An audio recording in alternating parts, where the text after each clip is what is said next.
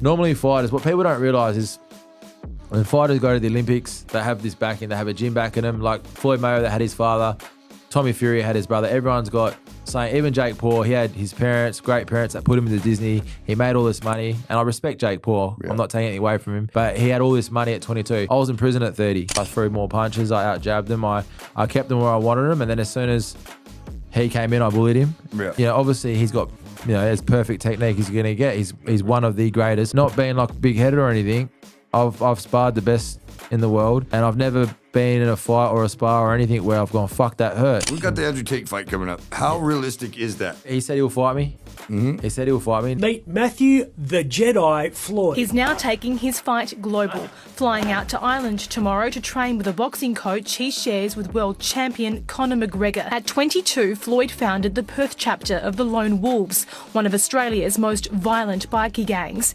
and one that Floyd claims moonlighted as pedophile hunters. Anyone else would get bail, right? You get bail on fucking, some people get bail on murder. Right, you get bail. You got people who get bail on 50 kilos, 100. You get bail. They wouldn't give me bail. But look, bro, I'll be honest, bro. I'm not gonna lie. If you told me, right, I'll go get that pedophile over there, and I 100% wouldn't get in trouble for it. Of course, I'm getting that. Yeah, I'm gonna do it. I wouldn't help you at all. I promise. You know, it's funny when we do the podcast. I try to speak to the people about this, but I'm actually speaking to someone who's been where I've been now.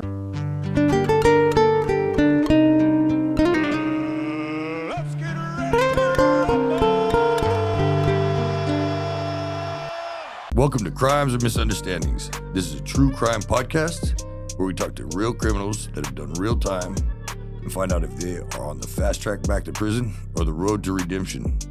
Today, Matty Floyd.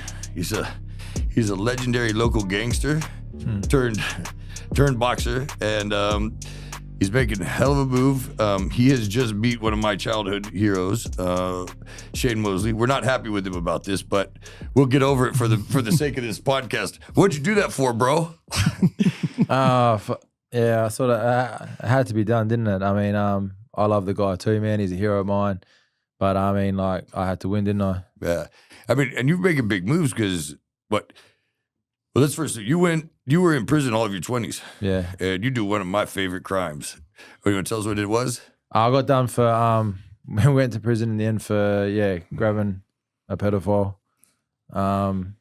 It wasn't even that, really that bad, but it was a full stitch up. The cops said us. The program was called Blue Iris. So this guy was, I had Harry's gym back then where I bought it off Craig. Angelo Hyder was there. That's where I met Angelo. Danny Green was training there, and what I did was I turned all the bedrooms at the back there into like a place for like anyone, ex-crims, people that were trying to get off the gear and things like that, because it was a beautiful gym there. I was trying to get them boxing again, off the drugs, and it was like a place for them to stay. And the cops set the whole thing up. Obviously, I wasn't a saint. I will never claim I was, doing all the right things. But the cops put this guy in the gym, like they knew what I was doing, taking people off the street and that. And they also knew about, me not liking pedophiles as well. And this guy was, so he was obviously, he was a registered pedophile already, and he got done for a 12-year-old girl. And he looked the part. He had tattoos on the face, like most the critters. They look the same, most pedophiles, they look the same. They all say the same shit when you get them. They all scream the same stuff. But this guy was... Hold on. They all scream the same way when you get them. Hey, I'd like this dude a lot better already. Come on. Okay. This guy was different, man. Like, he fucking looked the part. He looked the part. He was perfect for the police because they knew what I was doing. So they put him pretty much at the gym. They're like, go to this gym, and I don't know how they speak to him, but they mentored it around this way where he ended up at the gym asking for help. He looked the part. He knew a few boys. And anyway, we had a guy called Michael Simpson. I only found out just recently he passed away. I loved this guy. He was a lot older than me. He was only, I wouldn't say only, he was a nom, but he was a lot older than me. But he never really wanted to be a bikie or nothing. I was very young. He was just there, like, he wanted to help me, and he obviously had to go through the process. But he was he was a veteran. He was very smart. He'd been in prison a long time and that. And he had been abused as a kid, grew up in homes and that. And he was on it, bro. He was like, if I could say who was the best at getting the pedophiles. It was him, man, and he could smell them. He could smell and them. he knew there was something off with this guy. He didn't know, as well as I didn't, that we obviously didn't know he was a fucking pedo, but he knew that there was something off. He always said, bro, there's something off with this guy, man. He never liked him. He had an issue with him. And Simo was a guy. Do you reckon you can feel him? Like, do you feel like there's just an evilness to these people. You know, when you get around somebody that just laughs and they're like, you leave and you feel light. But I'm telling you, these pieces of shit, because, you know, Carnet, you can feel. Do you feel you can feel him? Yeah, Carnet's like fucking. Half of it's like it's great to be there because like it's different to Max, but then half it's like hell, isn't it? Bro. The other half is like hell, and you can see them up the hill, like where they're supposed to be up the hill. I don't know when you were there. When I was there, they were all supposed to be up the hill up there. Unit 2, yeah. And it was like when you looked up there, it was like looking at hell, wasn't it? Bro, You could see the fire. Have you ever been to Unit 2? I probably walked past there or whatever, like for whatever reason, yeah. Like, but I used to try and stay away. Bro, so when we went in there, the waiting line was forever. Disbursement was in Unit 2, so they put you in with the guy. And I was like, what? Bro, I was only there for 2 days. Oh, when you first get there, you do go there. That's right. I got out of there straight away. Yeah. So when I first got there, they were going to put me in the first night, and I had people come grab me that knew me, and they're like, no, and they got me out of there. They ran me down the hill. Yeah. And the fucked up thing is they've got that day room. Their day room, brand new pool table, brand new ping pong table, brand new dartboard, big screen TV, cooking area. You can't believe it. All their phones, like 8 phones in booze. When I say, you know, the regular criminals, normal guys, us that just were committing misunderstandings, Your Honor. But next to a blood pit, an abattoir, where a slaughterhouse, as we call it, the blood drains into this place. It reeks, and then when it gets, you know, 50 degrees up there, which is like 130, like 120 degrees Fahrenheit. I mean, how bad does it stink? And you're on the phones, and the flies are landing in your mouth. And then the good news is, they get all the best jobs too. Library, gym. Like, are you kidding me? Like, you know what I mean? Well, even though they're in protection, it's funny when we do the podcast, I try to speak to the people about this, but I'm actually speaking to someone who's been where I've been now. So like, it's making sense as we're talking. But the thing is at CASA, like they like obviously they can't get the best of jobs because they can only work where they can in certain places because they're in protection. But protection has the best of everything in the jail. And also I run the gym when I was at CASA. Every time I'm there, I run the gym, and I know that, you know, the rest of the jail, they might get the gym once or twice a week if they're lucky. But protection will get there almost every day, and the whole jail gets shut down from, even when you're going to visits, the whole jail gets shut down. It just takes hours, and they just get fully protected. They get the best of everything. They get the most gym. They get everything. Yeah. They get looked after. Unbelievable, like what they are. You know how stupid you probably would have been there this time. They're so looked after to the point that we have Christmas. Did you hear about Incarnate? Believe this, Diago. Listen to this shit, man. Yeah. These guys are convicted pedophiles, right? They're on same visits as the regular like criminals, you know, like decent humans.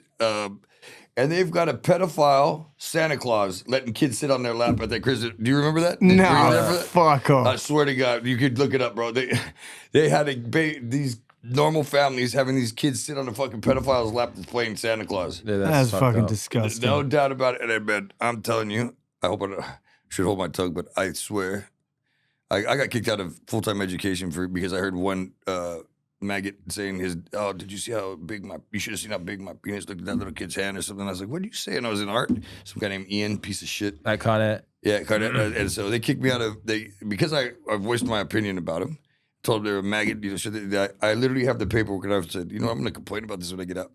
The next day, they fired me for not fitting in because what do you mean for not fitting in? Yeah. I'm supposed to listen to this maggot talk about kids like that, you know? So, Yeah, it's sick. But I'm very proud of you for the crime you've created, you know.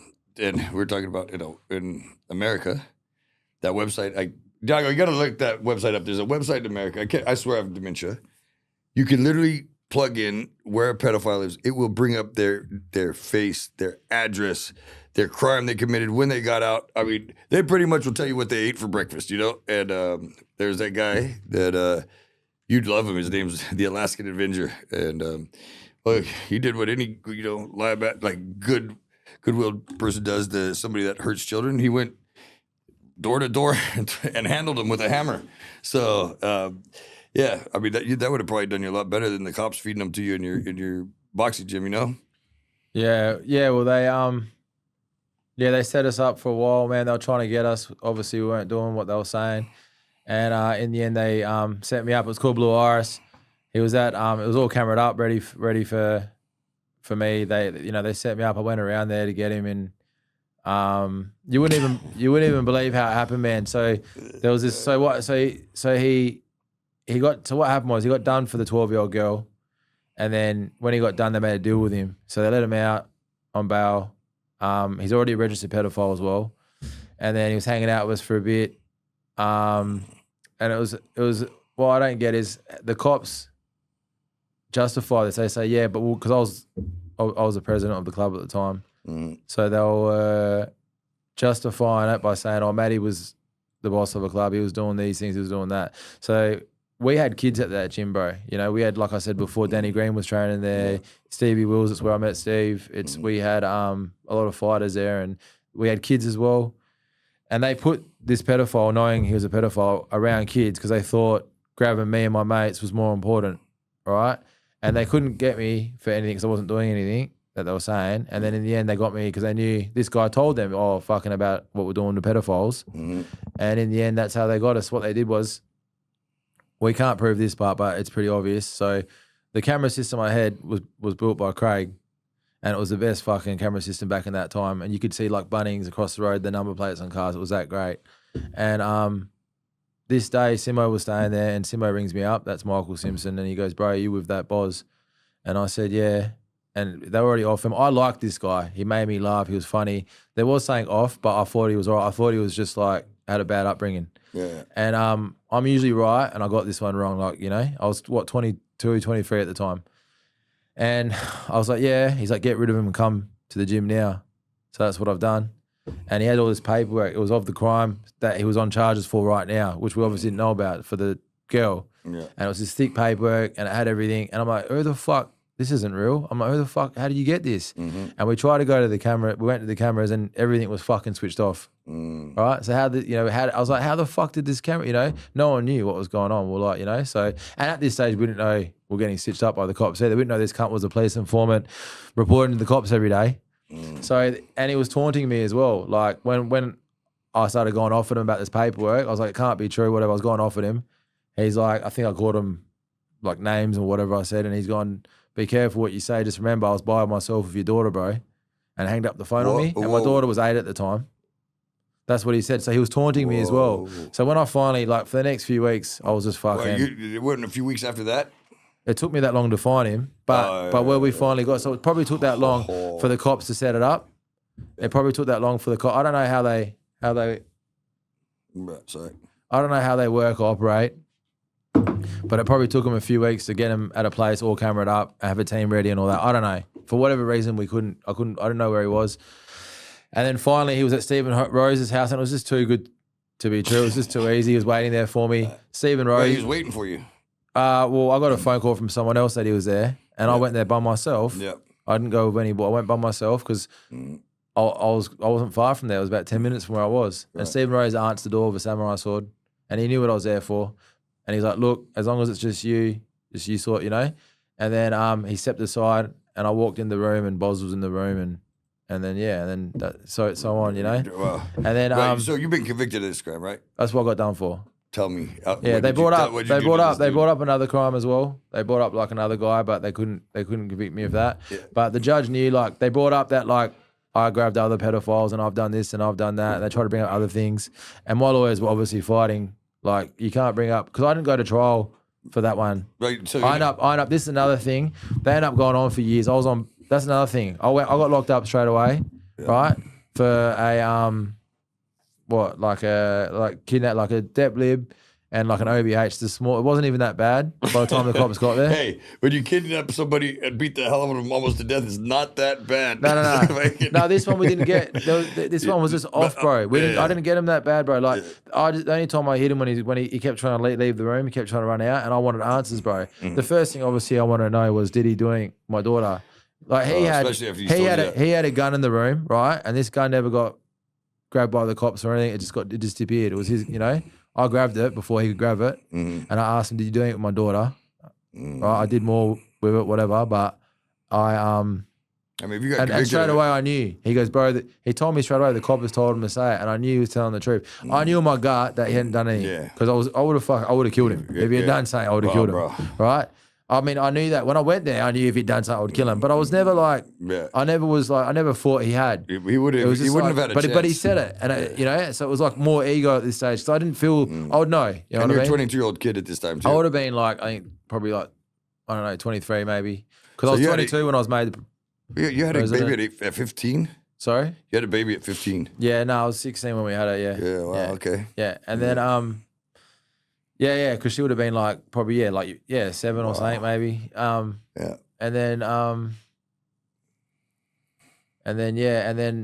the cops, anyway, I knew he hadn't done it. I was satisfied with that. And the cops come and grab me after a while. Anyways, I went to prison. About the beatdown, I went to prison straight away. They never give me bail. So you're talking these charges, right? Normally, anyone else would get bail, right? You get bail on some people get bail on murder, right? You get bail. You got people who get bail on 50 kilos, 100. You get bail. They wouldn't give me bail. This right? First offense? First for violence. Back then, I never been in trouble for violence. I've been in prison. I've been in juvenile. Yeah. Banksia Hill? Sorry? Banksia Hill? Nah, Rangeview. Did you know Brooksy?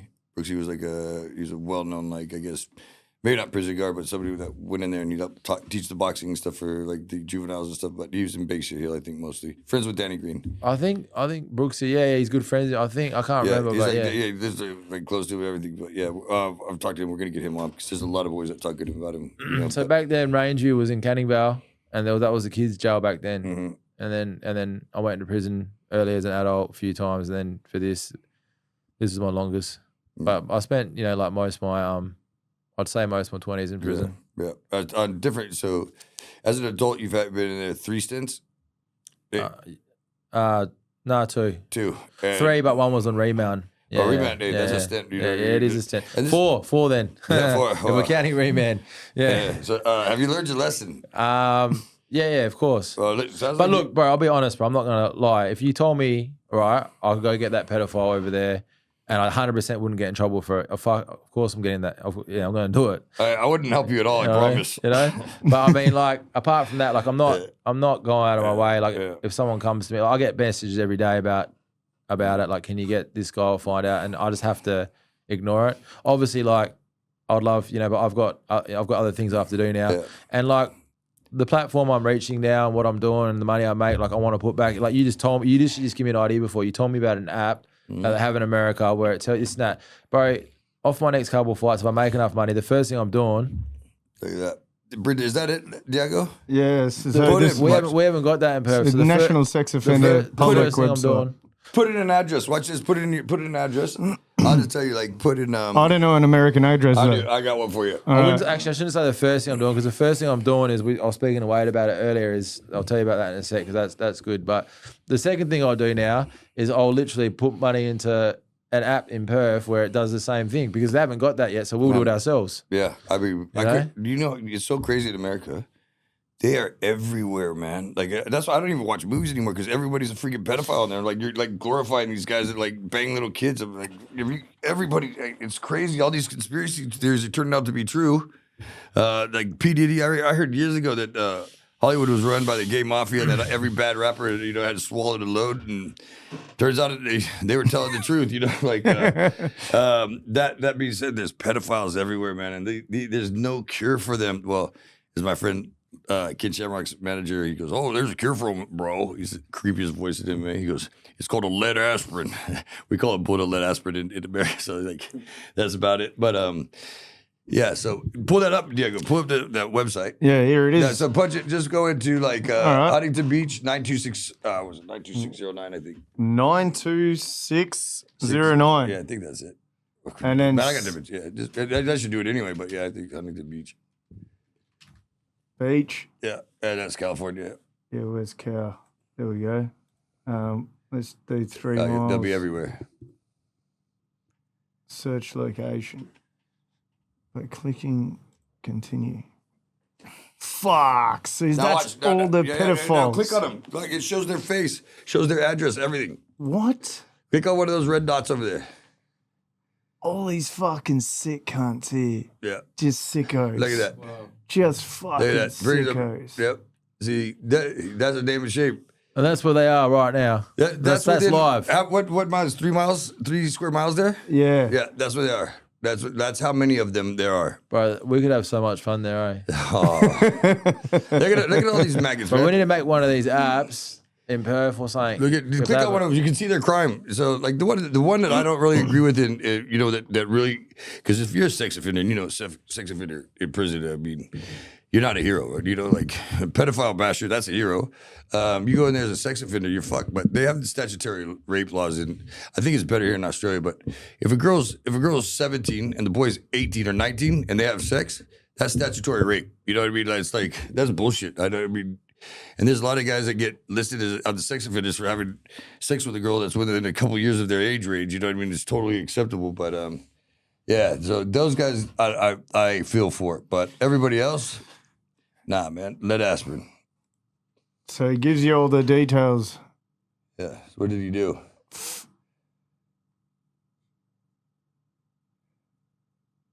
Advanced meeting with minor with intent to, what is it? Come here.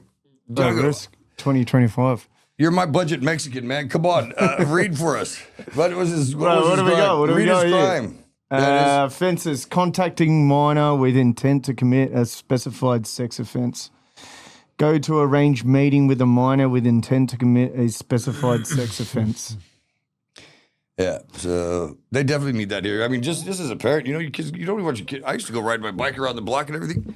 You go ride your bike around the block. Look how many people are right there going to snag you off that bike and pull you into their house. It's not gonna. I mean, it's not gonna do everything right, but it's a good start, I guess. But the thing is, like you were saying earlier, I think people always go wider, like these pedophiles. Like you would have met heaps at Carnet. We not met as in fucking hanged out with them, but you would have heard about heaps at Carnet. Where I always remember this one guy that was there, and he had gone to a shopping centre. There was 2 boys in the bathroom, and he just went in there. I think a 4-year-old and a 7-year-old boy. And he molested both of them. That's both their lives ruined. One will probably kill himself. The other will be fucked up. Like other people that have been abused, and that's their lives ruined. And he got 2 years for that, right? I know drugs are bad and this and that, but they have a choice, right? You got a drug dealer who has a choice to sell the drugs, and as long as the other guy's, an adult, he's got a choice to buy the drugs, and they'll get 20 years for that. He's got a choice to. They both got choices. I'm not saying drugs are good enough. I'm saying, how do you justify that man that have a choice get 20 years prison, and these kids, one's going to kill himself, one his life's ruined no matter what. But the guy gets 2 years. How does that work? So my answer is the higher ups, right? Like you just said before, like the people we look up to, or the higher ups, or whatever. I don't believe in conspiracy theories and all that stuff, but like I can't work it out either. Like, there's something going on, because like why? Even the judges and the lawyers, me and you can go into the city tomorrow and have a conversation with every single lawyer there, and they all agree and say the same, but it's over everyone's head. Everyone knows, but it keeps happening. So I don't understand it. So the only answer that makes sense is the higher ups fucking are calling the shots. Like what else, you know what I mean? I think. All you got to do is say P. Diddy. He had Obama, Clinton, allegedly, Trump was on the flights, but never like on his island and stuff like that. But yeah, like, P. Diddy, man, like he banged Kevin Hart every. What? Yeah, P. Diddy was banging Kevin Hart. This girl she was roasting him today. You got to bring this up. No way. She's like, everyone says that. Anyway, long story short, he's like 5'2", weighs 145 pounds until The Rock's done with him. Then he weighs 148. Like fucking Rock's bloating him. So Kevin Hart was fucking P. Diddy's lover, bro. What? Yeah, he's like, It says Cott Williams. No, he's on the videos. He's in the videos, like when Justin Bieber's sucking that dude's dick, and he's in the video, man, standing there. Like they're all fags, bro. Justin Bieber was a raped 15-year-old kid from P. Diddy. P. Diddy was raping him for 15.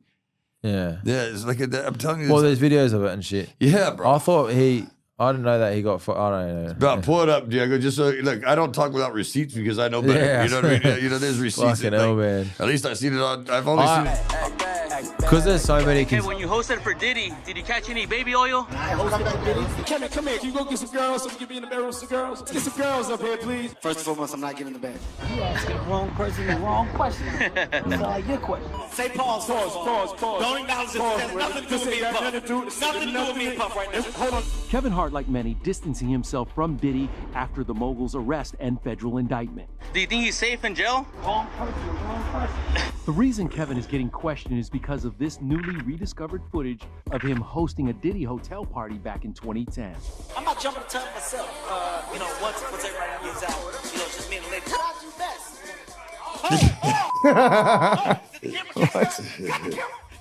That is one bikini-clad woman's hair catching on fire in the hot tub. None of the celeb guests at this party have been accused of any wrongdoing. That's my brother right here from day one. The names that we're going to name are names that will shock you. Today, the case against Diddy took an even more disturbing turn. For the first time, we're hearing allegations of sexual assault involving minors. Our youngest victim at the time of the occurrence was 9 years old. Is this We have an today? individual who was 14 years old. We have one I thought he got. who was 15. Today, I Where you got spoke with charges Texas this year? attorney Tony Busby, who is representing 120 new accusers in upcoming lawsuits. You mentioned that there will be cases filed by. But I think he just hosted. I think Kevin just hosted the thing. It doesn't say that it was like. All of this as Diddy's legal team filed. Yeah, I go to whorehouses and hold their clothes for them. I honestly don't. I don't watch anything, man. I don't look into like. There's so many. I know there probably are. They just had a court case I was on about to say. I know some of it probably isn't conspiracies, but I just try and take control, like of my own, what I can do, and focus on my life because there's just so much shit going on. Whether it's fucking like. Whether it's like all the conspiracy, I'll give you an example. Like with COVID, like I got the COVID shots, right? Because my children had to get the COVID shots, and my thing was like, if there are conspiracies that are real, say everyone drops dead from the COVID shot in 5 years, like whatever the conspiracy was, there was heaps, right? Say that happens. My thing was, well, I don't want to be the last cunt standing, man. I don't want to be left with all these fucking anti-vaxxers, hippies, you know? Like if my children are fucking. I don't want to live in Armageddon. You know what I mean? Like living like at, if like all my loved ones, because your loved ones had to get it to go to school and this and that, Yeah. and the mums were making them do all that and this and that. So it's like so it was like fuck, you know. So the whole point of that is if the conspiracies are real, I've got no control, you know. But I think it's good that some people get like a little bit prepared, I guess. Yeah. But apart from that, like you got no control. I try and like focus on what I'm doing and what I can do and things like that, you know. Well, that's what I said. Like, my dad was a religious freak. He's just like 5 years old. He's like, the end of the world's coming. Pray to God. I'm like at 5 years old waiting for the end of the world to come forever. That was me. I was the same. I got told the same stuff. Bro, terrified. So now, if the end of the world's coming, I didn't think I was going to make it this far. I'm just saying, hey, hook me up with some good scotch and a few strippers, and I'll sit underneath where those bombs are going to land. You know what? Let's go. Bro, I'm not living in the whatever it is. Sam utopian. Saros will tell you that if you're hanging out with him, he'll tell you it's the end of the world every day. Oh yeah. But doing jail with him, like he's the nicest guy in the world, but it's hard work, bro, because he tells you the end's coming every day. You know what I mean? Like, and you don't want to know that. You don't want, bro. You don't want the end of the world to come while you're sitting in jail, bro, with all them. You know what I mean? Like, fucking hell. Sammy is the nicest He guy. is, but he's right. He's a Jehovah's Witness, and he's like, but first of all, it's like Jehovah's Witness. I'm sorry, you guys you're fucked. Like, there's only 144,000 of you making it in. I don't know how many have died already. No, that's not correct. What is it? How many? Because I talked to Sam about all this. Okay, yeah. So 144,000 is ones that go to heaven. This is their belief. Yeah. This is what they believe. 144,000 go to heaven. They say only a small. I think they say something like a small portion of the world will make. So they believe that they're going to live on the earth, like you don't go to heaven. So when Armageddon happens, the good will stay on earth, like purgatory, and live on the earth forever, because their view is, and it's not a bad view. Like I agree with some of the stuff they say, and then obviously disagree with. I don't really believe in religion, bro. I believe in God. Yeah, that's right. I don't believe in any religion. But right now, I believe in God definitely, but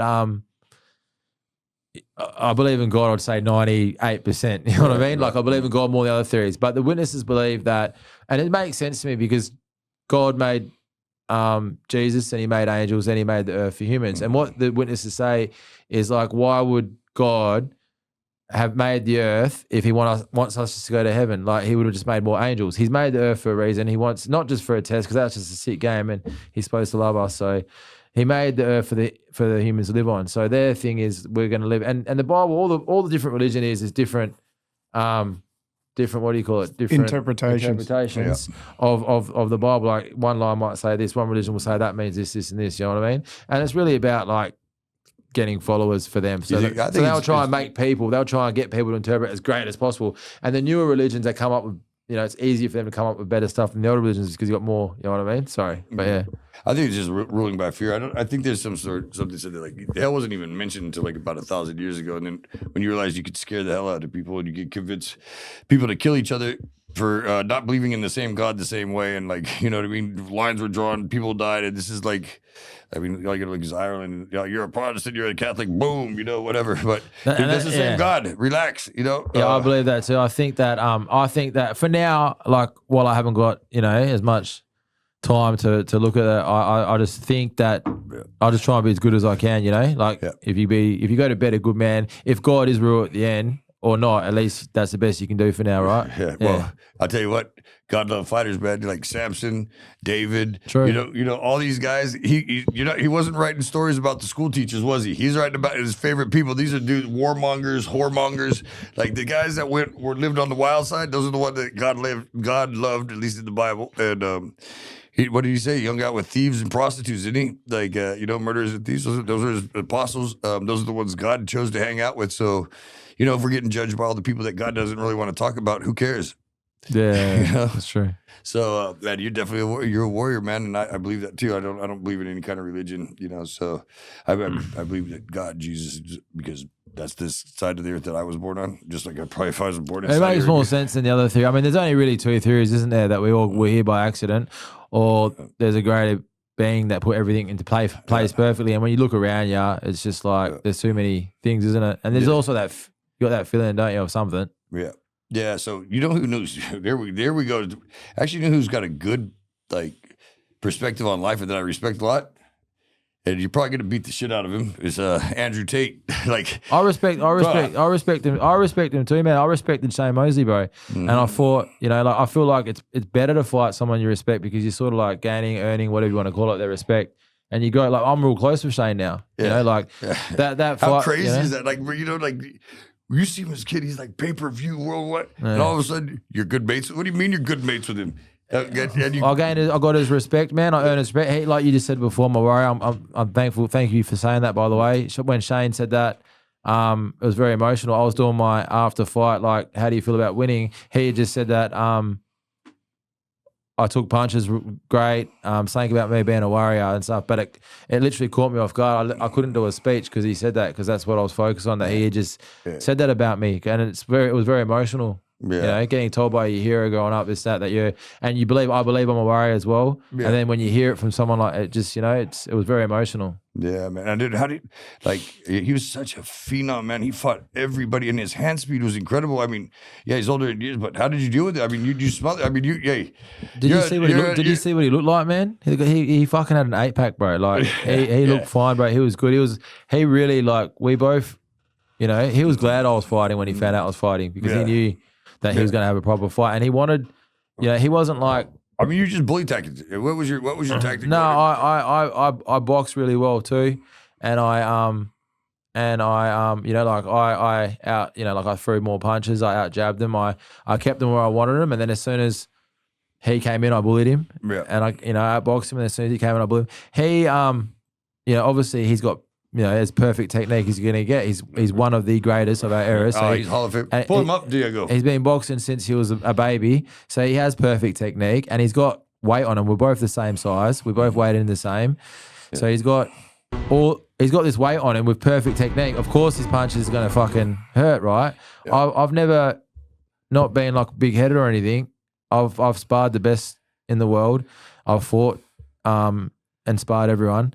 And I've never been in a fight or a spar or anything where I've gone, fuck, that hurt. Yeah. You know, I've never, you know, when you get hit and I don't know if you have, but you know, you get fit and well, now I can say it because I never had that. I mean, in this fight, there was 2 times that I remember them because there was 2 times where I got hit and I was like, fuck, that hurt me. And he hit me, what happened was he hit me in the face once and I felt it in the last round. And I was like, fuck. Because he hit fucking hard, bro. He's the hardest I've been hit out of anyone. Yeah, and you got 10-ounce gloves on too, so that doesn't help. Yeah, and you know, with the perfect technique, and also he also knows what he's doing. So with him, because he is older, he had to pick his shots. I was throwing more punches. I was fitter. I was younger. So when I would come in, he'd wait for the perfect shot and he would put everything into that one. He was trying to knock me out. Yeah. So they were hard hits, right? Yeah. And then at the end also, I got a bit confident. I was trying new things. I tried to change because I had the Irish coaches. I was like, do the changes. At the end, I changed straight into a body shot and that hurt me too. Yeah. And I remember both shots. Not hurt me as in like, you know, I didn't get dropped or rattled or anything, but I felt them, you know, and that was good for me because I haven't really, you know. Yeah. But he was in great shape, man. He was getting, you know, like he still wants to fight Manny Pacquiao. I think. That's not you. Yeah. Is that you? Yeah. You're acting different.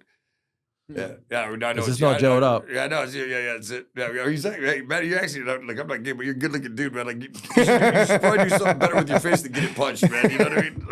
I should look better there, you mean? No. I'm just saying, like, boxing's gonna fuck your face up, man. That's it. Like, and your cardio's second to none. I mean, you got plenty of gas. Well, I do things different. Like I do hectic ass. Yeah, that's completely legal in Muay Thai.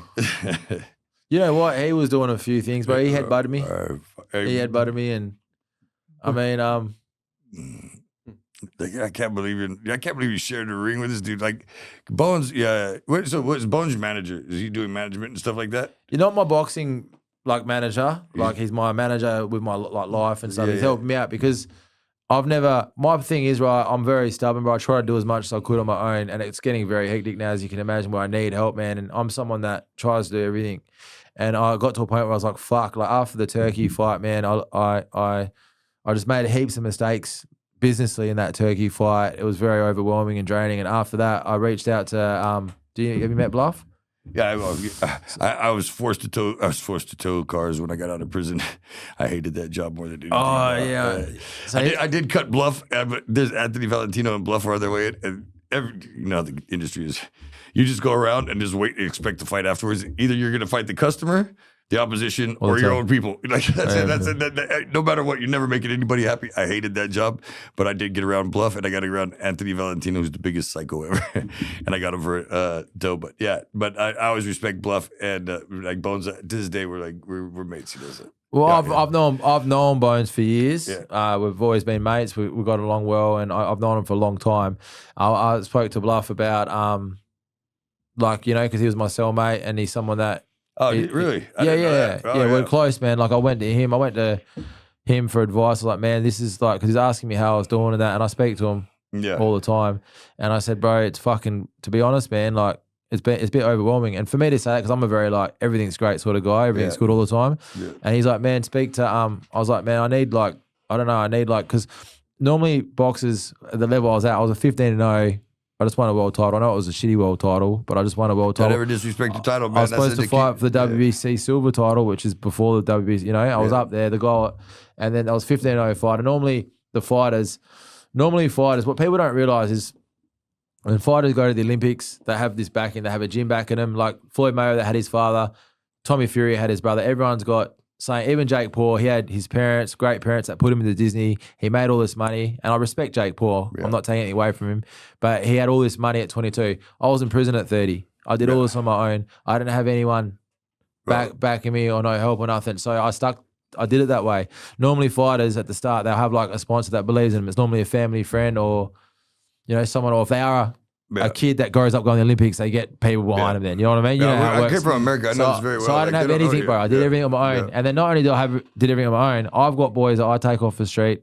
You know, I've got one boy that's Australian champion now, and I pay for all their stuff. You're talking Joel? Joel Lewis. Yep. I pay for all their, I pay for all their gear. I paid for them if they went to Adelaide or Thailand for Joel or whatever. I paid for all their everything, all their food, where they live. I don't get any help from them. I do it all myself. So I'm paying for all that, paying for all my stuff, And then I got to a point where I was like, obviously, as you can imagine, the fights I'm getting now, it's a whole different level where I don't know, I'm not great at all that stuff. So that's why I said to Bluff anyway. And then Bluff said, man, my son knows everyone.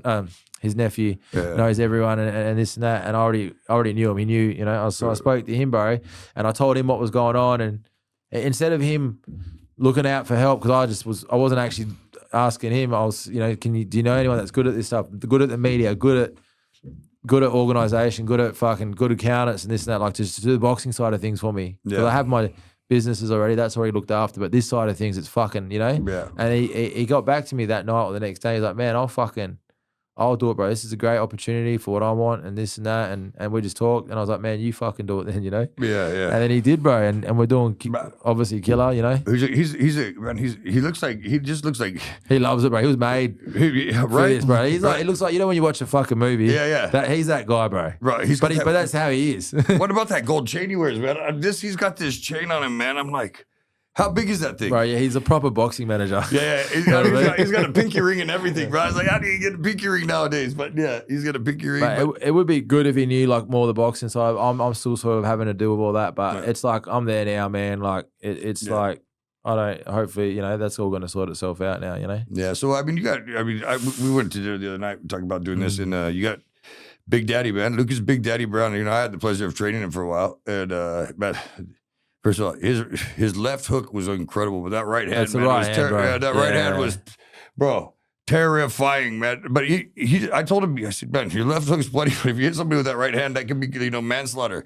You know, actually, he punched the guy as a bouncer and caused him a lot of issues. Like he couldn't travel to fight and stuff. He was on charges for a long time. So, yeah, he punched the guy as a bouncer. And, I think that guy's skull touched the back of his head. I don't know, man. He put a big hole in his head, but you do not want to get hit by Big Daddy. But you're cruising around with him. I've been friends with Lucas for what? A long time now, man. Like over 10 years. He was helping me at my gym for years, bro. He was at my gym. I mean, obviously he finished his career, he retired, but he's seen what I was doing, and he's a good mate of mine, and I love the guy. So there was a few opportunities over there. It wasn't actually the Bareknuckle. I don't want to be the one responsible for the Bareknuckle because, you know, like I wanted him. What I wanted him to do was I actually sent him over. Pull up the one with me, Diego. With me and him, we went. He won the Australian title against Colin Wilson. I think Colin Wilson. Yeah, I can't even remember the name. Damn. I sent him over because I was fighting, so I put him on the undercard of my show with Shane Mosley. Yeah. And what I wanted for Lucas was I wanted him to.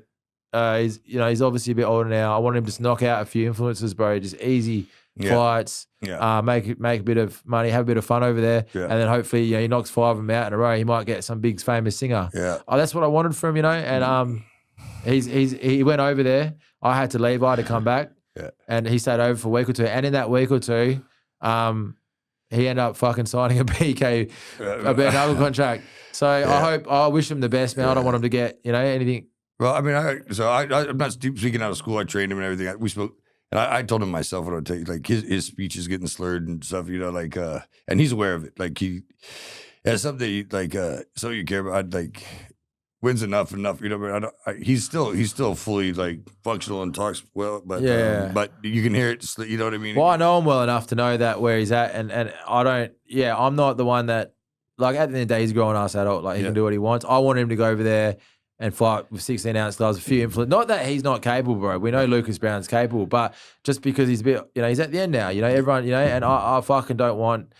I didn't have anything to do with the Bareknuckle thing. I'm not saying it might go great for him. He's fucking very much capable. He's got more. He's got that heavyweight world power that no one's got. You know what I mean? You do not want to get hit by that guy. And he might be, and it might be fine. And I hope he's fine. I wish him the best. I want him to do a couple. I wanted him to bash a few influencers and then have a real big influence fight against, like, some singer trying to make a name for himself or something. That was my goal for him. And then this has happened. And obviously, it could be great. Yeah. Hopefully it is. So, I mean, you're good. So, what is this? Okay, so we've got the Andrew Tate fight coming up. How realistic is that? Well, he said he'll fight me. Mm-hmm. He said he'll fight me. Now they're just doing all the, he's on charges or something, I think. Oh, was it in Romania, though, yeah? I'm not 100% sure. I hope I'm not talking out of school. I think that's what I've been told. Yeah, I think I was just going to say before, he's just got new charges from Europe on new rape charges coming out of Britain, which is the latest allegations against him. But, yeah, I'm not buying any. I'm not buying any of that. It's just like what they did against Trump. Like now they're finding out everybody that's in this Russian collusion thing, like Obama. They're the ones that actually set it up. It's like they accuse you of the shit you're doing. That guy he's actually his morals are good. He's like everything he says is good. Like he spoke up when no one would.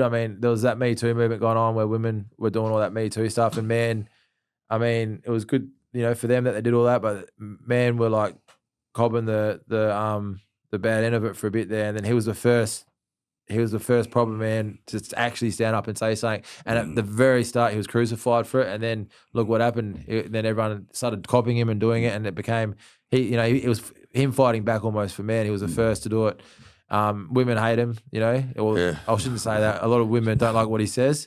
I've always respected him and I like what he says. But in saying that, man, I haven't watched this 10-hour document. Like, if I have this conversation with someone that, randomly, I say that I speak the truth. Like, I only see them little clips that people send me. I only see them little 2-minute clips and that. And I like all that stuff, the stuff that my mates send me. To be fair, I haven't watched one of his 5-hour seminars or talks. I haven't heard him talk for longer. I've seen 100 of them 2-minute great clips and they all make sense and they all sound great. So I shouldn't be like, but I do respect him based on that and what it looks and what he's done for man, what I've seen, like just very quickly. Yeah. I don't, like I said earlier, I try not to look at all this stuff. Mm-hmm. It's, what my mates will show me and tell me this and that. But yeah, he's agreed to fight me. Like Jake Paul can't fight him at the moment because Netflix won't take it. So whatever he's facing at the moment, I don't even know it was rape charges. You just told me because I know he's facing something. I don't believe in any of it. Nah, either. Bullshit. I believe in what the people around me. What does he need to rape anybody for? That. Sorry. What does he need to rape anybody for? The guys like that don't need to rape girls.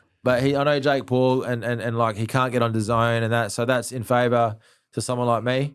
As in like for the fight, and he's agreed. I mean, Tommy Fury we were having proper negotiations with his team. Our team offered him what was right, and then he what's the word? He outpriced himself pretty much. He what he wanted was just undoable, which he knew, and then at the end of it all. When when I said to the people doing it, I said, bro, call his bluff and say, yeah. And they go, mate, before that even said, he was like, we're probably not going to fight this year after wasting my time for fucking 2 weeks. So after the Mosley fight, that's what I wanted. That's what I thought was going to happen. And for weeks, they were going backwards and forwards. And then obviously I got announced. This fight I said yes to 6 weeks ago, this James DeGale fight. James DeGale's Olympian, 2-time gold medal. He's a gold medalist, 2-time world champion. Like his last fight was Chris Eubank Jr. He's a big name in England. He's huge. Yeah, bro. I know who the guy is. Like, So has anybody told you didn't start boxing until you're 30 and you learned in prison and you're fighting an Olympian that probably started like 2 weeks before he was born? Yes, but the thing is, bro, it's bare knuckle, man. Even, bro, I'd box him, bro, and I fully back myself, bro. You've seen me in the ring and you know what I'm like, and I fully back myself, and I feel like I'm different to any other man. I don't think anyone's ever beaten me. I don't think anyone will beat me that you put in front of me. Good. So boxing, I feel like I feel like he, being the great boxer that he is, he would have had a better chance at boxing. I feel like he's fucked bare knuckle, bro. He doesn't stand a chance. I'm very confident. I'm not worried one bit. I feel like he doesn't really want to have this bare knuckle fight.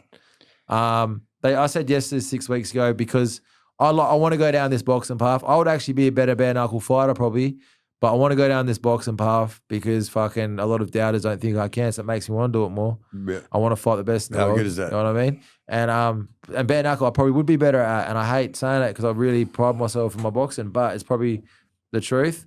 And I only did this bare knuckle fight, which I'd probably be better at anyway, to build my boxing stature so I could fight the best in the world in boxing. So tell us about where is this bare knuckle? You're gonna fight. You're scheduled. You slot it in there. You're on the poster. I'm the first Australian to headline.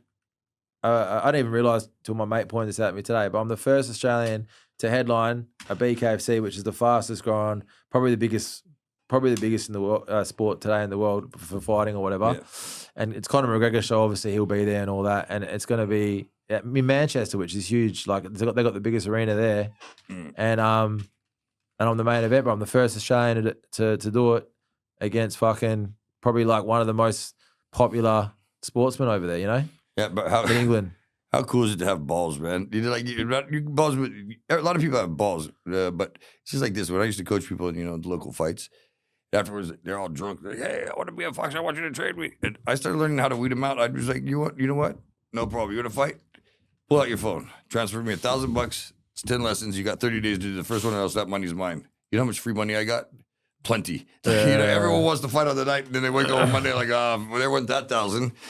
And I didn't mind taking it from him 2 or 3 times in a row after, Bro, everyone comes to me, and I say they can come train for free, and they still don't show up. So, man, I should have done, Charge them. But it's the best, like, you know what? It's a lesson learned. They don't say that again, you know what I mean? Like, I'll be happy to charge you, but you're talking now. You know a way to prove it. Transfer me money right now, and you've got 30 days to take yourself up on it. On the 31st day, that's my money. You know how much money I got for free? Most of it. I got about $8. But who's this weirdo you got? This guy, apparently, he was the craziest guy in a loony bin. You found him in Thailand. Over here to the left. Oh, yeah. Where did this guy come from, man? Yeah, we met in Thailand in one of my fights over there. Like, I was in Thailand last year having a few fights. I can't remember which fight now, but I met him in one of them, and we become really good mates.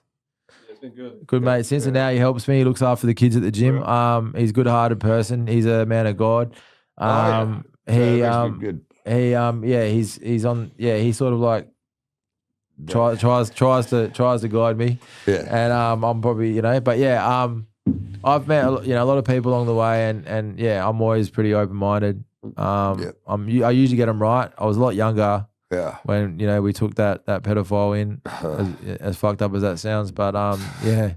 Yeah, but you can't blame yourself for trusting people. But like I said, I didn't know he was God of God. Like I should have talked about some other things, but no, I should. But you got to as well, like, because if you're like a leader, yeah, and you bring someone in and you bring them around the other boys and their mates and so it is a hard one. Right, but it's actually quite courageous because. Everybody, like, I won't change, but because I've been around, but like, somebody, he walks into a party room and the party room changes because he's there. But like, actually, how powerful is that feeling to know you changed the room because you've walked in there with your ideas? You know what I mean? There's a bunch of people that are just, Tom, both those guys are crazy, but yeah, how, like, you walk in and you're a man of God, and it is just like you right now. As soon as you told me he's a man of God, I was like, should have made those scotches half as strong. But yeah, right, bro. I don't. But so I mean, you guys must have hit it off. And yeah, like in Thailand, you're training. You did what? You fought there? Yeah. I'm a professional boxer as well. Professional. Yeah. I got you your first fight. Yeah. In Turkey, he come to me when I fought. Yeah. I fought for the world title in Turkey, and I got him. He had his first. He come with me, and he fought there. Yeah. Fuck, that place was fucking hectic, bro. We would be like, bro, we're going to the gym for sparring, bro. It took us 5 hours to get there in the taxi, bro. Everything was fucking just crazy. No taxis made sense. Maps didn't make sense. It was fucking hectic in Turkey. Yeah, that's it. Like, how lonely is this sport though, man? And like, literally, people don't understand. They see the day of glory, but the training, the injury, the time without like your family. Yeah, bro. People of my, for example, if people watch me, they might look my Shane Mosley fight up 20 minutes. They only judge you. And I tell people that, like, people don't care about the 12 weeks before or the however long before or the injuries. Because everyone's got an injury. Everyone's got a niggly in that fight. I've never gone. How do you not? I don't think I've been in it 100%. I think I've been 100% for one fight if I was lucky, And that's just part of it. Everyone doesn't sleep the night before or feel sick or there's all these things, man. And no one cares, bro. No one gives a fuck. And even after that, even after you do all that, it's like, there's always like, yeah, but the guy was fucking. You just can't win, bro. You know what I mean? Right. No doubt about it. Boxing's a hard sport, but you just can't give a fuck, bro. You know what I mean? I don't give a fuck anymore. And I did at the start, bro. When cunts used to talk shit, bro, I'd message him, bro, at the start when I only had a few thousand followers. I'd message him and go, let's meet at the fucking park right now, blah, blah, blah. And I was, honestly, bro, I'd message him and I'd put on him and I'll get dirty, bro. And now, if I don't get like 100 trolls, bro, I'm like, fuck, I'm doing something wrong, bro. Like, I love it, bro. Like, the more trolls, the better, bro. It means you're doing better, man. Yeah. Angelo Hyder said to me, bro, at the very start, and I didn't listen, he said, bro, there's a saying in this boxing world, because when I was trying to meet up with every cunt talking shit, he'd be like, if cunts aren't talking about you, you're doing something wrong. And, no, if cunts aren't talking shit about you, sorry, is what he said. You're doing something wrong. Yeah. Anyway, I didn't listen at the start because I was like, but fucking he shouldn't be saying, anyway, but now it's just like, I fucking, you almost want to post like aggravating shit that makes, you want to bring the trolls on now, and you just don't care, man. I truly don't give a fuck. Sorry? No, just language? No. Keep going. I truly don't give a fuck, bro. Cunts talk so much shit, man, to the point where, like, the things I've done, bro, I did most of my 20s in prison. I was in juvie. to talk shit to, I get talk shit about to the point where I've had charges put on me, bro, that had like from some cunt I've never even met before who said he was holding something for me. The cops went to the point of putting charges on me, right? I've had fucking fake paperwork, right? I've had fake paperwork, like 6 pages of it, right? Made up, bro. And we got it 6 weeks. And me being me, I should have just left it. I would have left it today, but me being who I was then, I sent it to every fucking lawyer that I knew in Perth, all my boys that I knew in Perth, that lawyers that they knew, and they were sending me messages back like, Matt, do you really want to spend money on us fucking showing you how this is fake, like a brain dead monkey? And then is it Ted Dobson? He was like, bro, my 2-year-old niece, fucking can see that this is a fake, you know? And I was doing that, bro. Like I was going right on with it to show. Because people were stupid, bro. You know what I mean? And I really worried, man. That's how dumb people are, and that's the sort of shit. I mean, because that was the world you're running. I mean, you were a bikie, right? And the bikie world, just like you said, you don't need much to get them. Like, so in America, we call it black magic, man. If you go into prison and you want to get somebody fucked up, all you got to do is just be like, hey, that guy over there, he raped his 3-year-old niece. But don't say anything. And that's then they say like criminals don't talk. They talk more than anybody, bro. There's gossip is spread everywhere. So it's black magic. It spreads. And then next thing you know, all you got to do is say that about one person one time, and it spreads, and that's exactly who you were. I've heard that. I've heard that about the paperwork. But I'll tell you, you know what? Bro, I back then I cared and this and that, but now I don't give a fuck, bro. I hope like 100,000 people make up. The more people that make fake paperwork about me and the more people talk, bro, the better, bro. You know what I mean? Like it'll just build my career, bro. The more cunts that talk shit, the better. Yeah. And I don't really give a fuck, bro. I used to at the start. If it's like close to home, man, like, you know, someone real close to me, like one of my mates, you know what I mean? But I've never had anyone that I know, right, or anyone close to me or a mate talk shit. Anyone that I did a job with in the past. Yeah. Anyone that I fucking say I bash, you know, like whatever. I've never, no one around me, close to me, can ever say anything about me bad. I've never had anyone, and if they had, then I'd be upset about it. Yeah, right. Then I'd address it. But it hasn't happened, bro. Yeah. It fucking hasn't, man. Yeah. You know, and it, you know, like it hasn't been. No one I've respected or anything has ever talked shit about me, bro. You know, it's all cunts don't really know. I might have fucking bumped into one, whatever. It's always the fucking way, man. Yeah, so you know what? Because I know about I've heard this, but we'll put that to rest. I've seen the paper. It's your paperwork. Prove it. It's bullshit. I saw the letter from that guy. Diego, we'll put his paperwork up. This paperwork is hack job for sure.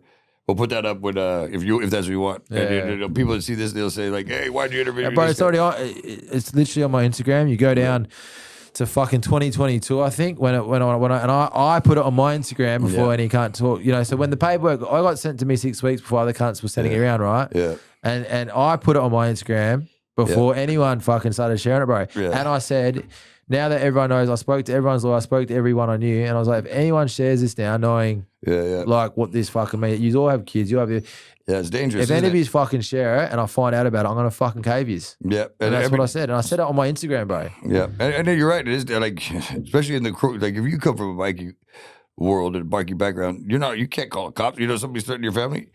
I don't care if there's 50, 100 of them. You can't call the cops. You got to go out there and go out on your shield. Pretty much is that's the unwritten law, isn't it? Yeah, but none of them. Yeah. Anyway. Yeah, but it's dangerous for somebody to put that out there. You know when it's not anyway, there. It's just stupid, bro. If you got, it's just dumb. But I mean, all that stuff like is way behind me. I'm still mates with everyone. I talk to whoever, and I'm on a good journey at the moment, bro. And I want to raise awareness. If any of my boys come to me that I take off the street or look after, I mentor them. Not that there's any, you know, I won't say anything bad about it, but I mentor them away from that, bro. I want them to do other things, bro. I want them to do what I'm trying to do, you know, what I am doing. Yeah, so that's the whole point of what I'm doing, man. I'm trying to show every man, all these kids, that this can be done. Like, there's a lot of people in jail, as you would know, man in jail, 28 years old, 25, doesn't matter, who are like, I want to do this or that. None of them do it, bro, because they don't think it can be done, bro. Yeah. I was sitting at prison in 30 with a lot of people you're mates with, saying I was going to do all these things, bro, and I've done it all. Right? And I went through, there's nothing that these guys in prison or kids haven't been through that I haven't, bro. I can name it all, right? So I'm living proof, and I want them to see that 100%. Obviously, it can be doing. I'm doing it, man. Well, you know who else? So this is I gave a guy I trained a lot of I trained everybody. Trained them all, but there's a guy that I gave. He was beating people up over Kit Kats and stuff. He's at 48 alerts, and I was like, I go, bro, you're not tough. You're punching guys that are scared of you.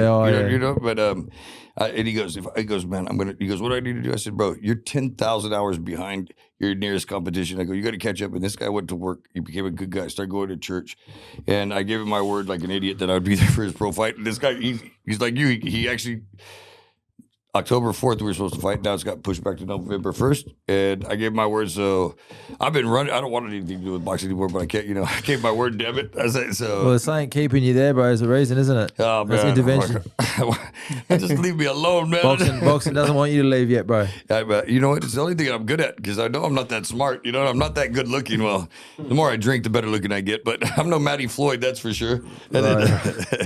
So maybe, yeah, if I can see this, yeah, I think that's where I'm good. So maybe who knows? But that's it. It keeps calling me back, and I didn't know that you were sitting there helping all these guys. That's all I'm about, man. Well, I was just saying away. So I've got a gym. I've had it for 8 years now, and it's always we've taken plenty of we've got heaps of success stories, man. That's another podcast, and it's sort of fallen. The last year I've been in the UK, and it's sort of fallen apart because my vision's not there anymore. So I've got a couple big fights coming up, which hopefully we'll earn quite a bit of money. And what I'm doing is I'm gonna turn the gym I've got into just a youth center, like what it was at the start. So it's like no one obviously pays. The kids I take off the street, they don't pay anyway. Yeah. And what I'm gonna do is I'm gonna put a few mattresses up in there because I've got a place across the road from there where they come, but there's not enough room. So I'm gonna put mattresses in this gym because as a teenager, I focus on teenagers, by the way, now. Yeah. I try not to, if a guy from prison, they reach out to me. If they come and they show that they're doing the right thing 1,000 times now, I might help them. But because I got burnt in the past at Harry's gym and that, I reach out to teenagers now because they're the ones that need it. The 15-year-old, 16-year-old, they're the ones I really focus on. But I want to, so if you're a teenager, I know this because I grew up like this, and say you run away from foster family, or you run away from wherever, there's no place in Perth, there's no place in Australia where there's just like a place where you can just go and there's a bed there and you can just stay and there's a gym there and there's a place, you know what I mean? There isn't any. They put you through the system, the police take you. So that's what I've always done, bro. I've done it always, bro. For years, bro, I've been doing it, right? But now the actual gym is going to be turned into that fully now. It's not, before it was like a commercial gym where some people would pay for membership and it would cover the what I was doing, right? But it never really covered it. I obviously the cost, I lost money doing it, trying to help them that. But now, after these next couple of fights, I'll be able to just fucking boom. Well, and I want to do more of them, bro. I want to build more of them. Right. So, Tiago, we got to figure out a way because I've already been like this. I got Tom, man. I love Tom, man. His dad, he's doing it hard. He's on my second podcast. I told you the story, but I love Tom, and I thought I was mentoring him. Mistake. He's mentoring me, man. This dude's got a work ethic like I never seen. I was like, this guy actually goes to work. He works 30 hours a day. Have you ever heard of that before? Yeah, no. I'm trying to work it out. But the guy's a workaholic, man, and he's just he's a talkaholic. He talks way too much. Yeah, he doesn't shut up. He's been talking this whole time. Yeah, we took him out to dinner with you the other night, man. You don't even know how pumped he was. He's never asked me for a single thing. And he asked me, he sent me a 3-word text. He goes, can you send those pictures to my aunt? And I was like, I'm pretty sure that's more than 3 words, but whatever. Yeah. But so that was the first thing. But he was pretty, you and Big Daddy taking him out, man. That was a highlight of his life. So thanks for that. And that's cool, man. We're all about helping the kids. I didn't know that, but Diago. Yeah. We don't have the biggest following, but we're definitely reaching somebody. We gotta get, if anybody wants to donate to Matty Floyd and helping these guys out. It's not fair. I mean, it's great that you're helping them and you're coming along, but let's see if there's anybody that wants to donate. Give us money, say for Matt, and he'll get at least half of it. No, I'm kidding. 100% will go. 100% will go to him. The thing is, I've never taken any money from I've never, the reason why is because I did it for so long and. It was I didn't want the kids to think that I was getting money either because I didn't want them to think, none of it was real. Because when I was a kid, the first thing you think is, what's the catch? What's the catch? And I always want to show these kids there is no catch. This is real. And that also pushes them to do the right thing because they know it's, So But anyway, like my next fights, we'll cover it, and hopefully I can buy 10 more of these places. You know, the funny thing is, all these people see these fighters. You guys see these fighters on TV, and they're like, "Oh, he's making millions." Really, they're not. I mean, a lot of these guys. I don't know what you made. I'm not. You know, you're just gonna be big. I know it's everything, but I'm pretty sure you're not making the money to cover 8-10 kids. So like, you guys, if you do want to help him out, this guy's buying matches, putting kids up. Let's get him some matches and maybe a pair of sheets and a pillow. You know, put it for Bats Boys. What do you call it? What do you call it to these guys? What are you gonna call It's these? the gym man, Pinky's Gym, bro. They just come Pinky's Jill. Yeah. Okay, put it through for Pinky's Gym. If it hits our account, you'll get 100% of it. We'll show it on our comments or whatever. Just because we back that 100%, man. And I love that you're doing that. Yeah, no, what we need more people to come down and get involved with the kids in that. If you've ever got time, come down, show them some boxing. I told you can't get away from it, bro. That's what you're supposed to do. I know, man. You know what the thing is? I know it too, but I just Wade's the same, bro. He didn't know. He got told to come back to Perth and he's good with the kids and all that. And I need help there at the gym right now with the kids and that. So, and I'm about to leave again for this fight. Yeah. So everything happens for a reason. Yeah. Well, I'm happy you got Wade, because everybody needs a good, side, I wouldn't say sidekick or whatever, but like, you know what I mean? Mike Tyson, he ruined his career with all these guys that were hanging out and whatever they're doing, he's buying them cars and all that. And they're giving him drugs, chicks and everything. And I mean, if he's, a real holy man, he's at least, you don't preach to him, but you try to keep him like on the athletic narrow road. You don't have to be on the religious narrow road because I don't believe it. Like you torture yourself over everything, but at least you keep him. Hey, I believe it, Wade. I believe it, bro. Let's go, brother. Shout outs. Yeah. Yes. You believe it so much. You drink a bottle. He did do Lint, and right after Lint, he drank a bottle of Fireball and fired everybody in this office, even people he's never met before. He went fire. I'm not kidding. He fired everybody, and then. I think he did a dep live on me because I couldn't leave. I was like, I'm leaving. He's like, sit down. I was like, oh, fuck, man, I'm getting fired again. Please, no more Lint for another few years, please. Bro, apparently the boxing poster leaked just then. The what? It just leaked. What? Oh, there it is. No, I'm joking. I've been back in here typing on Grok face to face. Okay, we're gonna do that again. That's getting cut out. We're gonna say it leaked, and we're gonna stop it at it. Don't play like that, fucking Diego. Fucking first, the first time you had a good idea, and then you fucked it up. Listen, we're gonna say it leaked for real. Well, it did leak because it is gonna happen. I know how it's gonna happen. Remember, Bones. He kept telling me this is gonna happen, and I said, "I know it is, man. Yeah, I know it is. I know it is." And he's gonna fight Shane Mosley. I said, "I know it is." And I said, "No, he's not gonna fight." Even you were having a hard time convincing people, even like days before that you were fighting him, weren't you? No, I knew. I knew. This year's been weird, man. I don't normally believe in all that hippie stuff and all that. What I said before, but this year, man, honestly, it's been a weird year, man. Everything's been happening. Everything that I can see and say and this and that, like this Andrew Tate fight will happen. It will happen. Yeah, it will, man. Like, well, he's already said yes, and it's looking very strong, man. As long as, everything's all right, as long as he's all right. What's the last kid? I mean, I've heard through the back door what the last kid. How is this fight gonna happen, and what do we need to what do you need to do? Oh, everyone just needs to be happy. Mm-hmm. Well, not really everyone, just Andrew Tate has to be happy with, we understand that he's the lion's share of this, and I've said already that the whole show can be about him because that's what's going to sell the most, and I get that, and I don't really give a fuck, bro. I'll take a step back. It doesn't bother me, man. I just want the fight. Bro. I've already said, I just want the fight, man. I'm not driven by money. I'm driven by legacy and things like that, which I am. That's what I say every time. I don't care about. I need enough to eat. Oh damn! Who just came I think through the the door? main thing is I think everything's all good. We've got people behind it, people behind the show, sponsors. Everything is all good. It's just as long as Andrew can be kept happy now. So they're just in negotiations and they'll go backwards and forwards and. We're just hoping for the best right now. Yeah. But I mean, right now, I shouldn't even be talking about Andrew Tate. My focus should be James DeGale. DeGale, yeah. Well, I mean, because that's going to be it's not going to be an easy fight. I mean, I think it's going to be an easier fight than boxing him. I think no fight's an easy fight, but I don't think he knows what he's in for too. I think it's going to be over pretty early, but it's still going to be hard. Yeah. So I mean.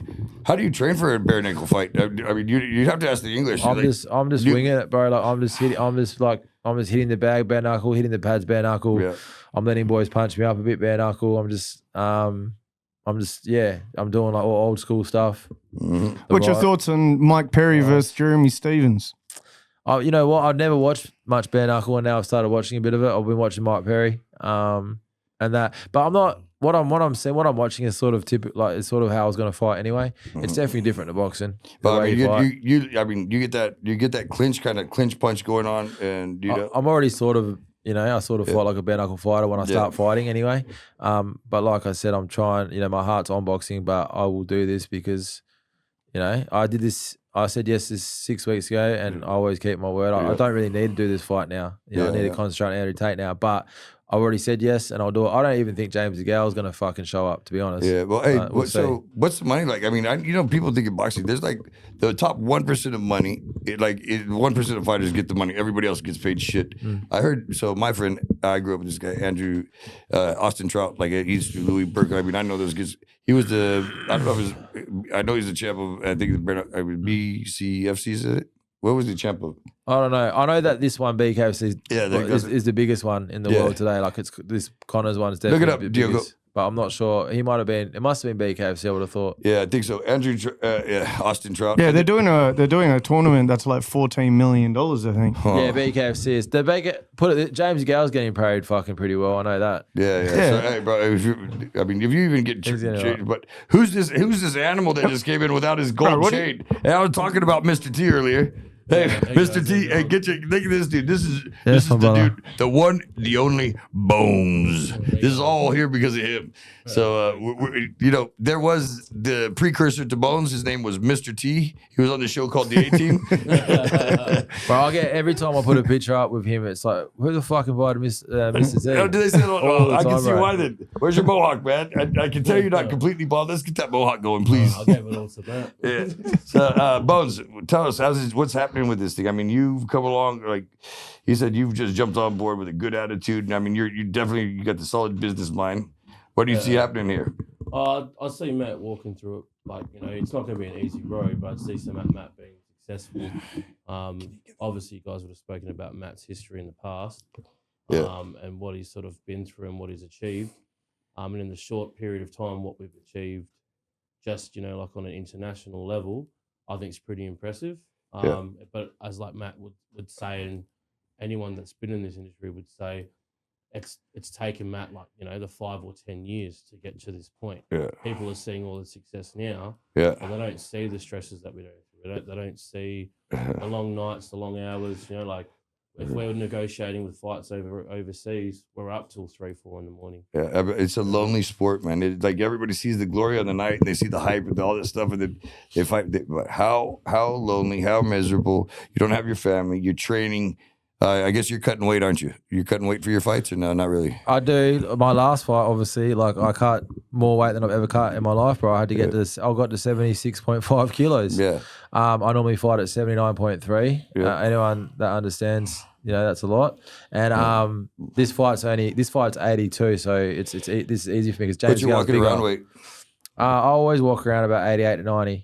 So you cut 12 kilos. That's normal, but this fight is 82 kilos, so it's not that bad. And the fight's 4 or 5 weeks away. So how much did you cut like last week? Probably 6 kilos last week?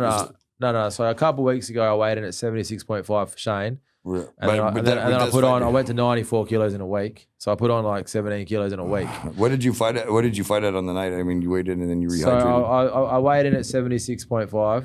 And then I probably weighed in like 88, 90 kilos.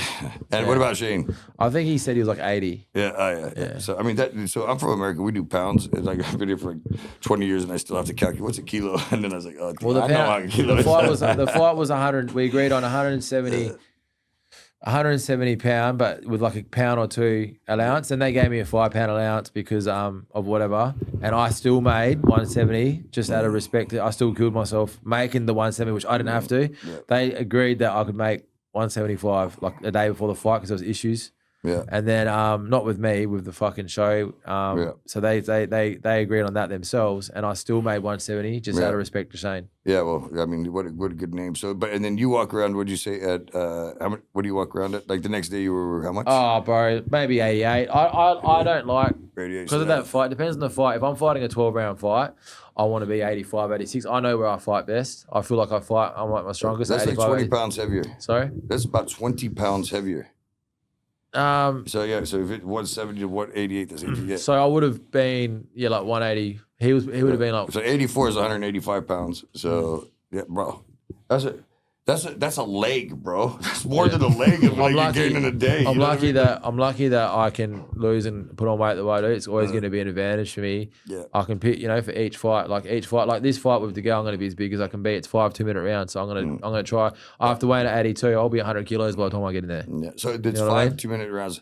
Yeah, that I was going to ask you. And is that most fights? What's it? Is it like? No, that's because it's the main event on Bareknuckle. What are they? It's probably 3-2s or something before that, and the main event's probably 5-2s. I'm guessing maybe the co-main's 5-2. I don't know. Yeah, I just know that it's the most you can do 5-2 because you're fighting Bareknuckle. You can't go in 12 3-minute rounds Bareknuckle. Well, you could, but I don't think it'd be. If it went all the way, I think it'd be pretty hectic. Well, that's how the boxing started, was bare knuckle. And they used to, I'm sure you know the history. Guys would get knocked out. They would throw buckets of water on them, wake them back up, and then fight again. What's the longest fight ever? It's like 800 rounds or something. That's like 2.5 days. Like really good for your head. Poor fucking body. But I mean, that's sad, but so it's just crazy what the human body can take. And I wanted to take it, but I should have gone into ballet, I had the face for it. But I know Bones did when he was younger. Yeah, you guys wish.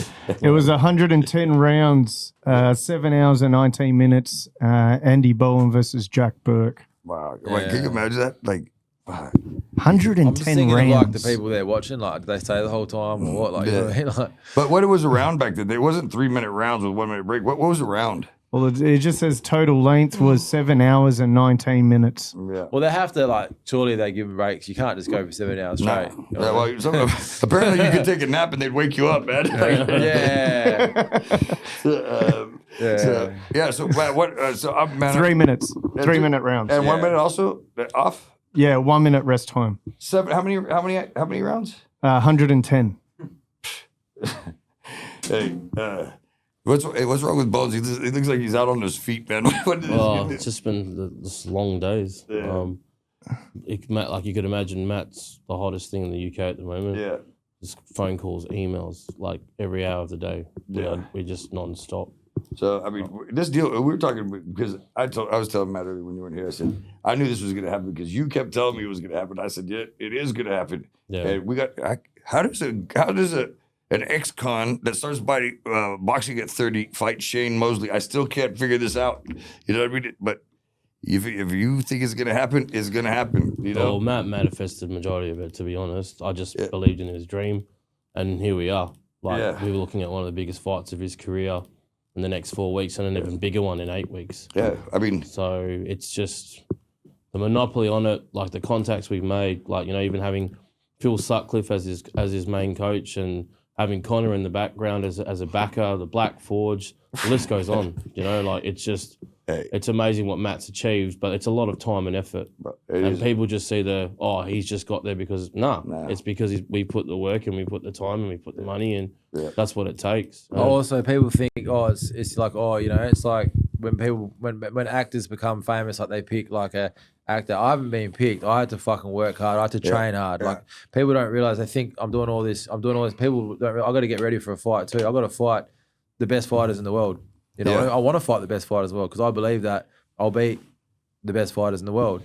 So it's not just that I got to train for it. I got to believe in myself. I got to back myself. I got other people that believe in me and back me, which has helped because it's what got me to the next level. Yep. It seems like you got a pathway to Jake Paul because Mosley trained him for 2 fights. Oh, yeah. So you sort of have a story. You have a storyline there where you can. Would you take that fight, Jake Paul fight? Yeah, absolutely. Of course I would, bro. And people that say they wouldn't are just lying. Of course I would. But to be fair, bro, out of all of them. Andrew Tate's, the biggest. He's 6'3", 6'4". He's a big boy. He's probably one of the harder fights out of all of them. But I'd want Andrew Tate out of all of them kickboxing world champion too, wasn't he? Yeah, and everyone that knows him, because I speak to like people that know him, but I speak to his mates. You know, James English is a good mate of him. I did a podcast with James English. I speak to. I'm seeing Rory in a few days in Ireland. That's one of his best mates. They, you know, everyone that actually knows, not these people on the street, that actually knows, say fucking what, you know, people that know fighting, bro, say he's a fucking good fighter. You know, he is a good fighter. He's a world time, you know, and he still is a good fighter today. And I'm looking forward to it. And there's a saying about it, bro. It's the fight that I want the most out of all of it. I didn't even like people asked me in the past. I wouldn't mention it because I just never thought it would actually happen. You know, I thought maybe if I beat everyone else first, maybe. But yeah, but now it's like the biggest fight I could have. It's happening first, and you know, and it's great. Yeah. What about all these things? These guys coming out of the woodwork, you guys get like fist fights in the ring before other rings. They're just jealous haters that like, they want to fight you. What, like when they come into the rings and they're throwing water on you, or you throw water on them. What is happening here, bro? I don't know, man. That side of stuff is a bit hard for me because it's not really me. But yeah, like look, man. People like I walked in with half a bottle of water open. You know what I mean? Like anyone that knows, you know, knows. The thing is, yeah, like if someone like wants to fight me in front of me because of the way where I'm from with that, like I just sort of I can't do all that shit. I need to fight. You know what I mean? But it's fucking I don't know, man. But if it's on, it's on. But yeah, what are you gonna do? What they know you throw water, but people are gonna let people throw. You know, how are they gonna stop you? You know, it's a gang war. But I guess everything's just to get the like.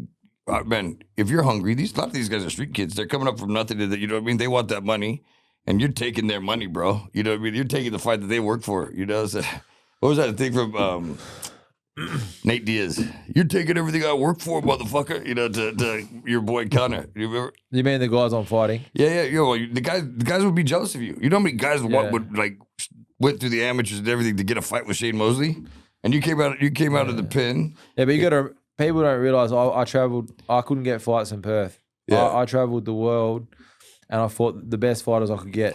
Yeah. I was a 15-0 fighter, and I went through controversy. Like I went to Thailand, and I fought. You know, arguably one of Asia's greatest fighters of all time. He's had 500 fights. He's world champion he was a WBC world champion twice. He was he was one of the first. You can get out of prison in Thailand if you become a world champion, and he did that.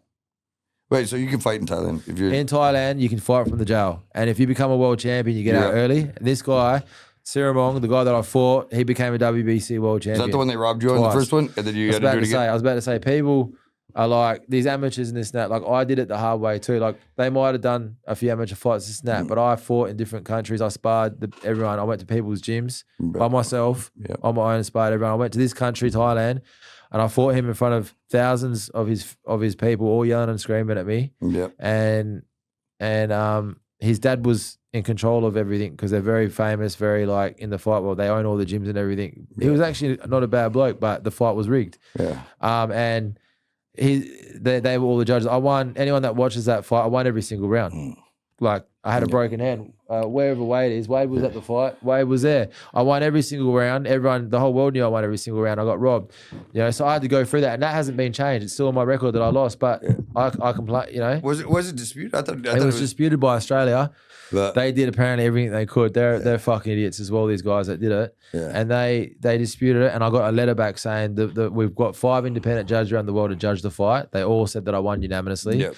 They turned it around to a no contest. So I didn't get the win, the world title. This is another world title, another shitty one. And and they called it a no contest. So I should be a 15-0 fighter till this day. Yeah. Right? And then they didn't change it because what happened was they sent it to Thailand and Thailand just sat on it and they can just sit on it for the next 100 years if they want. They don't have to hand it in. It's been told you need to honour this because we are the commission that sanctioned that fight. We've turned it around. We've had 5, you know, and the Thai commission gone, oh, yeah, cool, and they can do whatever. Anyway, I took a fight. I was building my name. I already had a big name. I already was probably fighting Shane Mosley.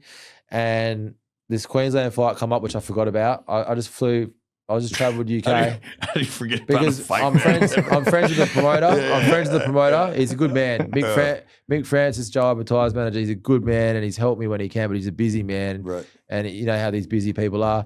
And I forgot about it. I said yes to it. I'm in Ireland. I'm fucking with Connor and that. the Shane Mosley fight's already getting talked to me about. Yeah. And I forgot I got a fight in a few days in Queensland. I'm like, fuck, I was going to try and get a later flight. I was going to stay with Connor for a bit longer. And then I ended up coming back anyway. So I was like, fuck, I got to honor my word. That's how I am. I told them I'd fight. Anyway, I ended up fighting. We all think that I won. Everyone that watched the fight says, we think we won rounds 1, 3 and 4 and 2 was close. We definitely won the fight again. And once again, Queensland judge, the guy I fought, his father is an ex-Queensland judge or something. Yeah, you're not doing that. And I'm not saying that it was rigged like the one in Thailand. The Thailand one was just, it was set up. It was proper robbery. It was proper. This one was more biased because of my style, the way I fight. People don't like the way I fight. The amateurs, like you said, people like, I threw more punches. I landed more shots. Yeah. I hit him more. Like if you watch it in slow motion, you can count it yourself. And I had full ring control, and I was bigger than him. I was coming forward the whole fight. I fought the shittest I've ever fought. Not making any excuses. I didn't get hurt by anything. I still won the fight, as fucked as I was, coming off the plane, coming from Ireland to fucking Perth to fucking Queensland. Right, I still won the fight. Yeah.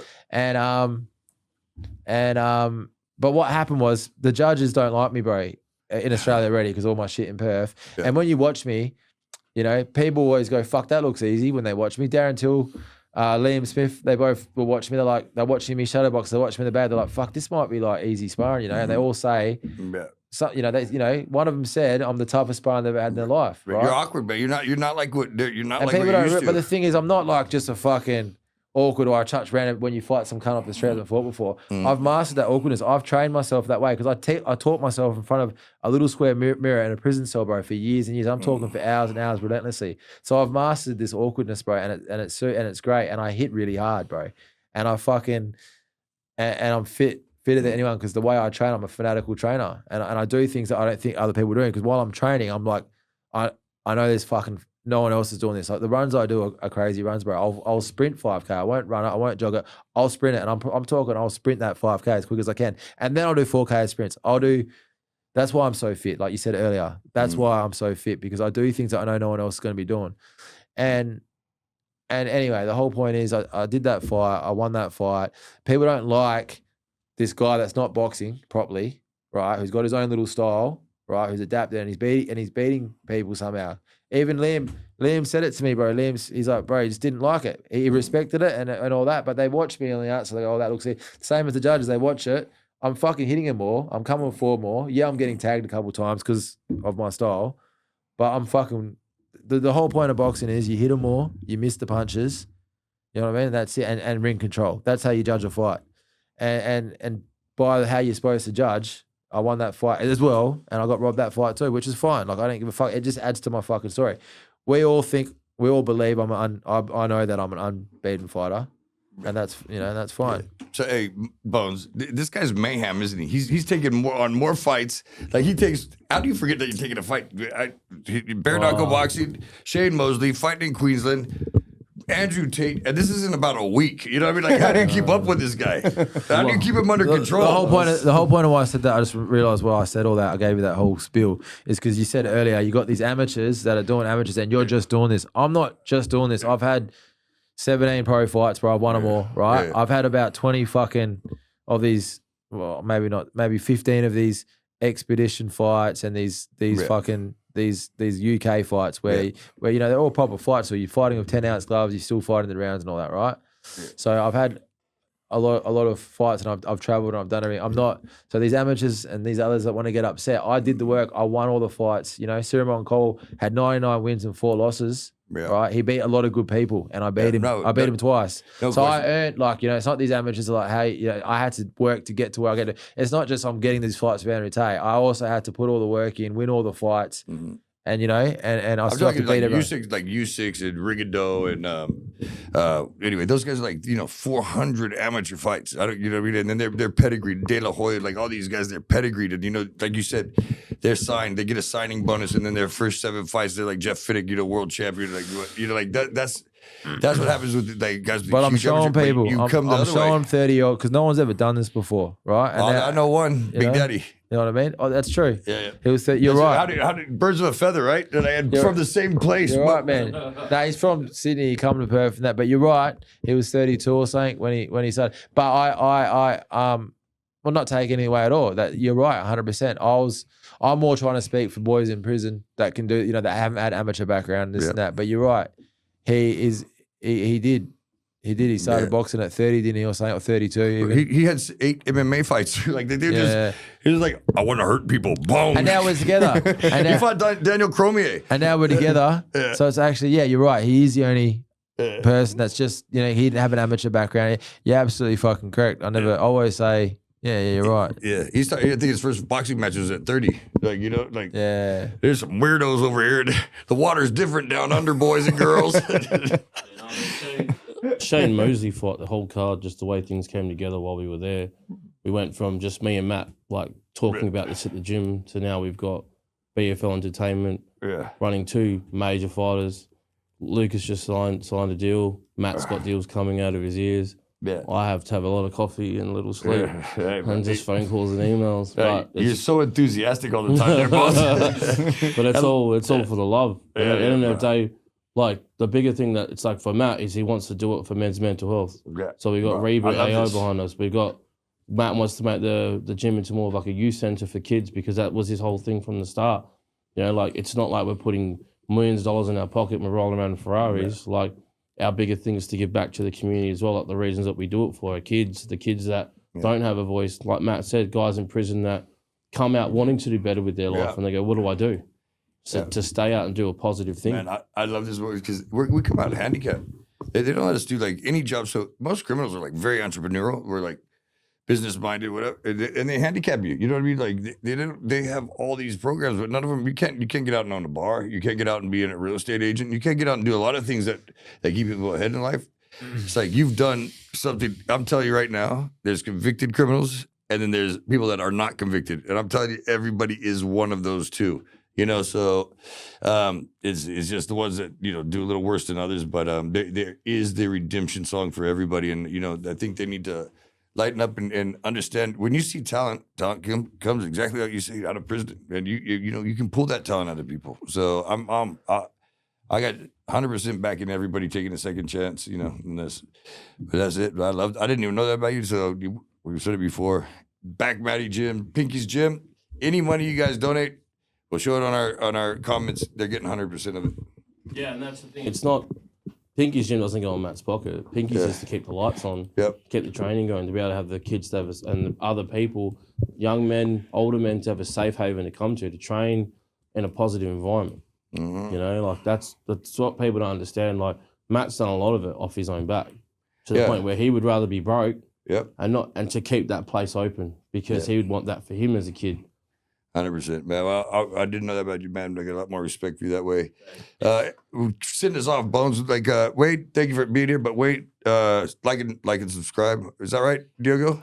Like and subscribe. That's right. This guy's like, he's like, push the like and subscribe button. And there was no like and subscribe, and I'm like, Diogo's not there. He's like, everyone can see it, but you. And I was like, are you serious? And that wasn't there, man, until I started the like and subscribe. Bones, send us off. What's happening? What do you guys want to do? What do you want to say?